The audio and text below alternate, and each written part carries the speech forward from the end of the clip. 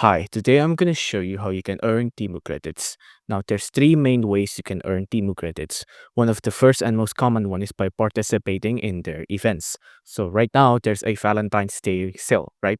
And if I, for example, buy anything from any of these Valentine's Day sale, I can get the chance to earn Temu credits. So for example, if I want to buy this couple ring here, right?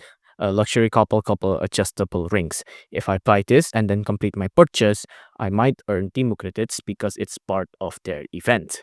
The other way to earn Temu credits is by their shipping guarantee. So, for example, if I buy this ring here and I want it to be next day shipping, and if the shipping comes late, I might earn Temu credits as a compensation. The last way is also not exactly earning, but if you buy an item and it's not exactly up to par. So for example, if I buy this ring and the ring comes broken, I can request a refund and you can choose what kind of method the refund get transferred back to you. And one of the methods is Temu credits. So if you buy this ring and it comes broken and you want to ask for a refund, and you choose the method to earn back Temu credits instead of transferring back to your actual money, that's also one way to earn Temu credits.